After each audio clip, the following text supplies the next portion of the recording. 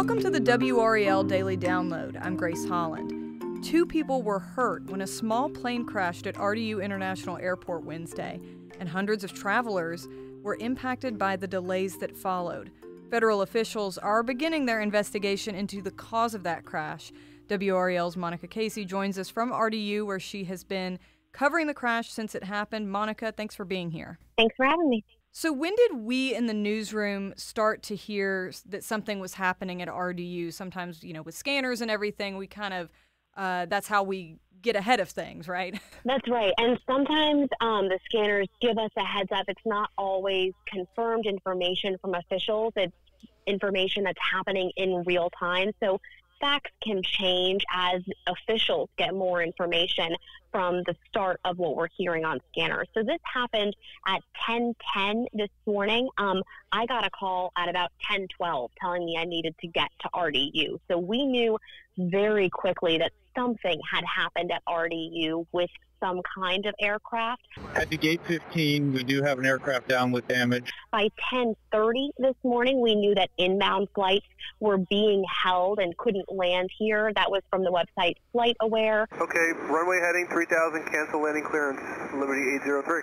And by 10:32 this morning, we had Sky 5 up in the air over the crash. So basically within 20 minutes, we had a visual of what was going on here at RDU. And as we stay on the air with you, we are getting a lot of new information here. Just within the last 10 minutes, we've learned that what you're looking at there, that is a UNC Health medical plane that crashed at RDU earlier this morning. And when you made your way out to the airport, what did you notice? What did you see? So this happened closer to Terminal 1 on the runway on this side than Terminal 2. We were able to get right up against the fence that separates the grassy area by the terminals from the runway. We saw an incredible police presence from RDU Airport Authority. We also saw fire trucks when we got here. When we arrived, it was a little bit closer to 11, so EMS was already gone along with the 2 patients from the plane. And what have we learned about who was on the plane? Well, so we know there were 2 people on this plane. It was coming back from Wilmington, North Carolina. This plane is owned by Medical Air, Inc., and it's operated by UNC Air Operations. And if you see our visuals from this story, there's a big UNC logo on the tail of the plane, so that's very clear. UNC Health tells us the pilot is a man named Art Johnson. He's been with UNC since 2013. We know he was taken to Duke University Hospital, and UNC Health tells us he is in fair condition. The other person on the plane was Dr. Paul Chelminski. He is an internal medicine physician over there at UNC, and he was attending or giving a lecture in Wilmington, and they were coming back from that. He was taken to UNC Hospital in Chapel Hill. He was released earlier this afternoon. We were told he was in good condition, and he is already back home. Okay. And, when you look at the crash, it's really amazing that they are both coming out of this doing all right, as far as we know. Of course, we don't know as much about the pilot's condition. What do we know about what happened in this crash, or, do we have any indications yet about what might have caused it? There are still a lot of questions about what led to this. RDU officials told us in a press conference around 12:15 today that there was no notification to Airport Authority or the FAA about an emergency with this plane. We have listened to the RDU tower radio traffic communicating with planes, and we did not hear any distress calls from that plane or anything like that. Tower, good morning. TBM 228, Charlie Hotel, Video Visual, runway 32. I hope y'all are doing good today. In terms of the tower traffic, a little bit after the crash, we heard the tower instructing other planes not to land, telling them to stay up in the air. This plane is in a grassy area in the middle of the runway. It's called the midfield. As of about 5:30 on Wednesday afternoon, we're now seeing them actually putting the plane on a tow truck right now. Okay, let's take a quick break right there, and we'll be right back.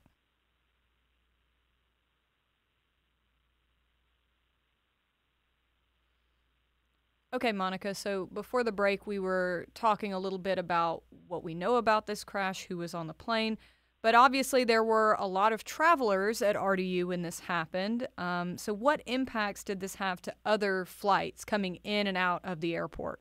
Yeah, this had tremendous impact on RDU today. Our other reporter, Sean Gallagher, was inside speaking with passengers. Wednesday, all eyes were glued to the big board inside RDU as more and more flights changed from on time to delayed. Just pulled into the rental car station, just seeing how much time I had, and all of a sudden it was 2 hours more than what I thought it was going to be. Well, it's I think total it'll be about a 5-6 hour delay in total. So I only have an hour in between my flight to Atlanta and then I go to Peru. We know about 70 flights were delayed. That was information that came from that 12:15 press conference. We were hearing from people inside the airport who were told their flights were delayed to the point of 5 hours later. So we spoke with some people who just turned around and went back home. As of 10:38 this morning, when it was quickly after the crash, 7 flights were listed as in-air diversion. So there were some people who were up circling, basically waiting to land. We know some flights were diverted to Greensboro and Charlotte, and our WRAL reporter Carly Haynes was actually flying from New York City back to RDU, and her flight was delayed to Richmond. So she only landed around 2:30 in the afternoon back at RDU. So a lot of impact to a lot of people from this. Right. And I know you said that initially when you got to the airport, you were pretty close to the fencing along the runway. What were airport workers and officials saying about this? Yeah, so I spoke with a man who works on the ramp here. He tells me he's been here for a couple of months, and he said he didn't hear or see the crash itself. He knew something was wrong when he started seeing other flights get delayed. That the routine schedule was off. Basically, I looked on my phone because I have an app to tell when the flights are coming in, and basically it said that it was delayed. And then come to find out, this is why it's delayed. He also saw that law enforcement, EMS, fire presence over on the tarmac and knew something was wrong. Have you ever seen anything like this? Never, ever. Never, ever. And I was asking some people around here, had they seen anything like it? They've never seen anything like it. He was a little shaken up by this, and airport workers were basically telling me it was really a disruption to their routine. They were really concerned for the people on board this plane. Airport officials say, this happened around 10:10, and the FAA issued a ground stop that was lifted around 11:30. So, within that almost hour and a half, we saw incredible impact with about 70 flights delayed. And as we move forward from this, what are going to be the next steps in this investigation? When might we start to find out some answers here? So we've been either up against this fence or on top of the parking garage looking down at this scene pretty much all day. As of about 12:15, we were told the NTSB investigators were about an hour out. Around 4 o'clock, we saw a lot of people kind of milling about the plane itself. And again, at 5:30, we're seeing the plane being put on a tow truck. So there's a lot of work that goes into these investigations with NTSB. So it could be days or weeks before we see a report into what exactly happened here. All right. Well, thank you so much, Monica, and thank you for listening to the WRAL Daily Download. Another great way to get WRAL news is the Morning Briefing newsletter. It's a daily email that's waiting in your inbox every morning with local news, events, and headlines to get you ready for the day. Sign up at WRAL.com/newsletter.